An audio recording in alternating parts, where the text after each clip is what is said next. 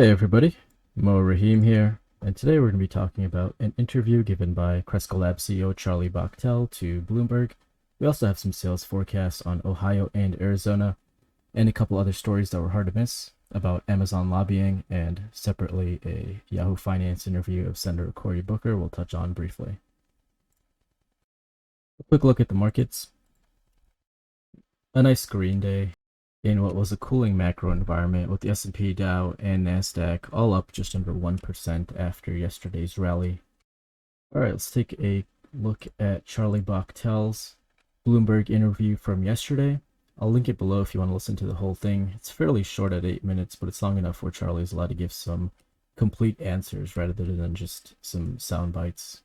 Of course, the main talking points of the interview was the U.S. federal draft bill announced earlier this month, and I really liked his answers on this. My impression every time I listen to an interview of Charlie Bachtell is that he's a sharp guy. He knows the business well, and maybe it's his background as a lawyer, but he comes across as having a very rational, level-headed personality. So he doesn't say here that it's the best or worst thing in the world. He sort of just lays out the facts and pros and cons. And then he actually starts guiding the conversation in the direction of banking and the capital markets.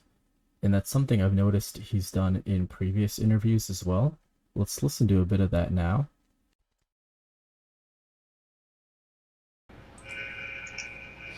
Tell us about the banking. Is it still a hassle for you to get banking services? I mean, you could understand that the banks don't want to get offside with federal law. Is it a hassle finding places to deposit your money and to transfer cash? I could totally understand it, as you said in the intro, with my background of not only being an attorney, but an attorney that was in the banking space prior to this. I totally understand it, and it's been one of the things that Cresco has been able to. It's one of the challenges in the industry that we've been able to navigate fairly well over the years. It does help that we have the experience and that we've been there before and understand Bank Secrecy Act and anti-money laundering requirements, et cetera. But in as much as we've been able to navigate those waters as well as anybody else, it still is a challenge to find banks that'll work with you, allow you to deposit your funds there, and that's really where it stops. When people talk about banking, we hear often like, but you have figured out how to work with depository institutions and they will hold your funds. And it's like, yeah, but that's more like those are operational accounts. That's not big B banking. Big B banking is where you have access to capital, you have access to leverage, where you could get credit facilities that allow you to smooth out cash flow and really create scale in a way that you would think from a traditional industry. The U.S. cannabis space does not have that yet, and that is anticipated to be a part of whatever legislation makes its way through D.C. is a more traditional access to banking for the U.S. cannabis operator. Okay, so like I said, Charlie's been talking about this for a while now. It's an important point. Access to the capital markets would be huge for cannabis companies by reducing their cost of capital, hence reducing the discount rate used to back out future cash flows and evaluation. Every cannabis company is facing huge headwinds, with interest on their borrowing being upwards of 10% even in today's low interest rate environment. If I switch over here to an MJ Biz Daily tab from December of 2020, so fairly recently, just last year, they report on Cresco securing loans here between 12 and 13%. And if we pop over to data compiled by NYU professor Aswath Damodaran, this really puts into perspective how crazy these interest rates are. So Professor Damodaran on his website has compiled, calculated, and shared out these averages for U.S. companies and sectors. I'm not sure if you'll be able to see this here. Let me adjust the screen. But this cost of debt here for... I'm having some trouble with that. But the cost of debt here on average for U.S. companies is 3%.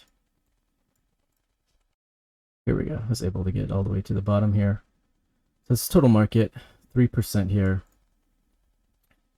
compared to what I just showed you with Cresco, and that's not a uncommon theme with other companies also borrowing at those same rates. I think Curaleaf just last year had a $200 million deal where they were borrowing at 13%. If I scroll over here to the average cost of capital across the industries in the US, comes in right around 4.87%. So go ahead and you can go ahead and check this out. I'll link it below. But we don't have to plug these numbers into our valuation models to see that proper banking access would be a huge catalyst for valuations. That's just valuation 101. The lower your discount rate is, the higher your present value of future cash flows becomes. It's nice to see that Charlie's focus is on the finance or value part of this equation. The other financial statement related topic that's always in the discussion is tax code 280. This is something that the Safe Banking Act doesn't address, though. We won't go into depth here on the topic, but for anyone unaware, this dictates to companies that they cannot deduct anything past gross profit on their tax bills. So things we're used to seeing on income statements like sales and marketing, R&D, SG&A are not deducted.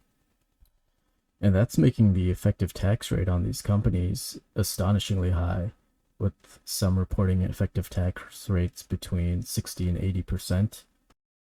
We're used to hearing about these companies skirting tax laws, but this is something that's never talked about. And this is just because 280E says that this is the tax code for companies dealing with controlled substances.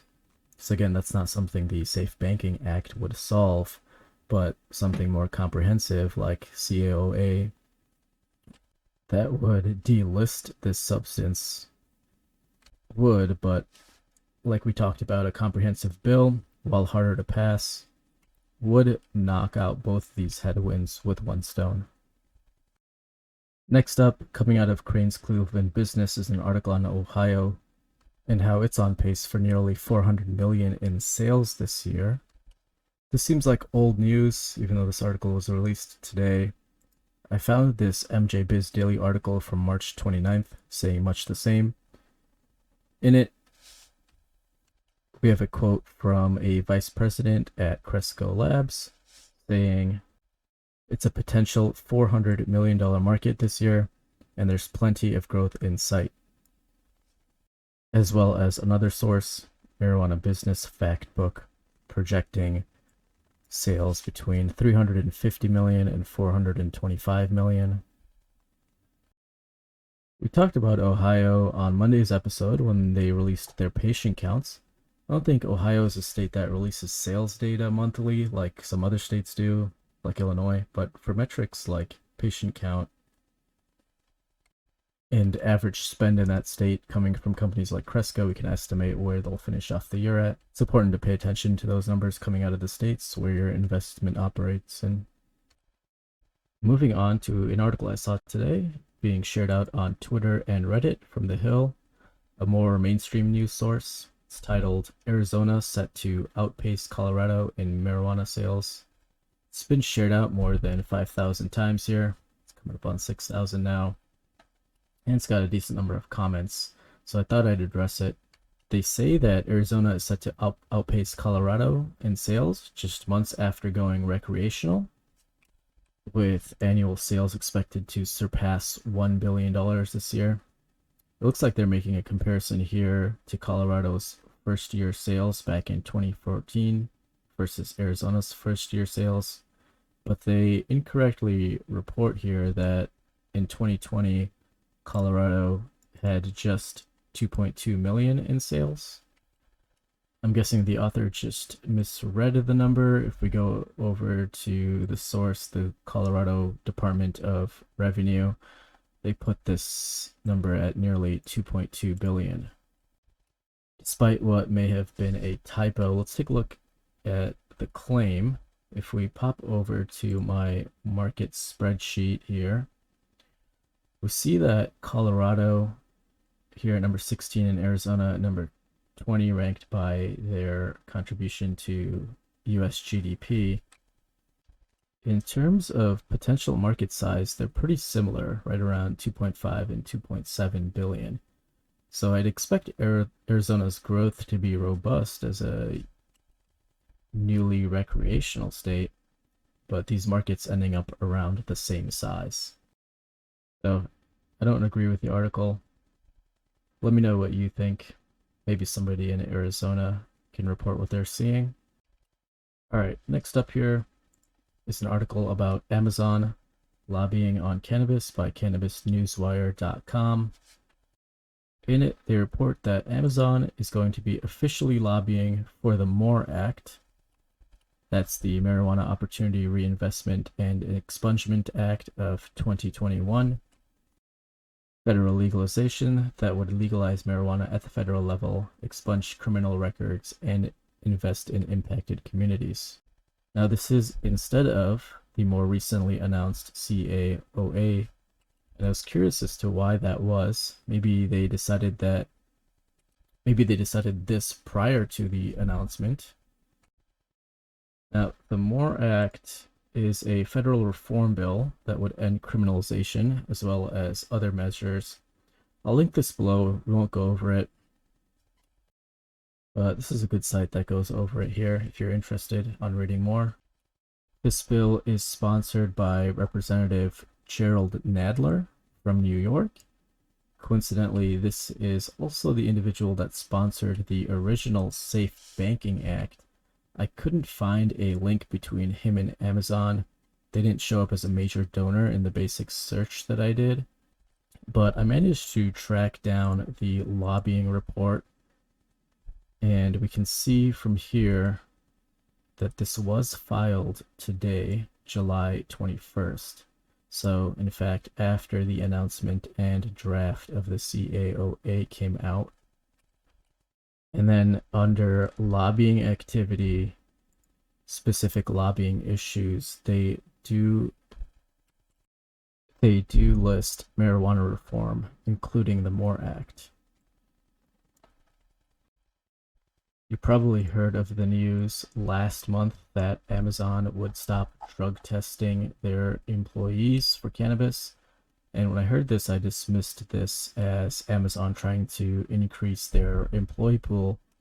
But looking at the news release today to employees, now I see that they state in here that they will be actively supporting the MORE Act. So this is something that they've thought about for a while now. I saw some speculation online about how they might want to get into the delivery side of the business. It's hard to read this and not wonder what financial motive is driving these actions. I don't have a read.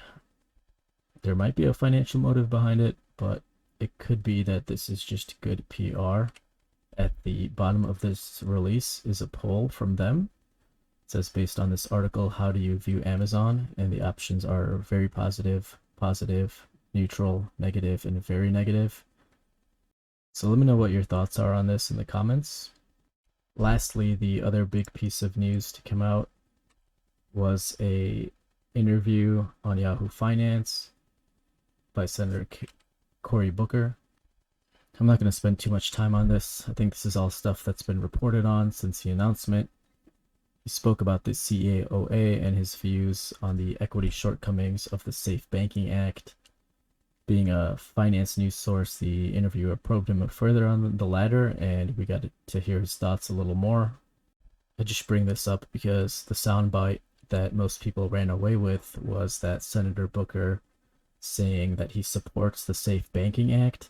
But if you listen to this in context of everything around that soundbite, I think that statement should be interpreted as Senator Booker supports what's in the Safe Banking Act, but it's not something he wants to pass alone. Of course, components of what are in the Safe Banking Act are going to be in CAOA, and I think that's what his message was here. So I'll link the interview below. All right, as always, thanks for listening. Make sure you're subscribed and signed up for notifications. Please share this out if you think others will find it useful. You can also find me on Twitter at MJ Markets, and I'll see you on the next episode of Mary Jane Markets. Thank you.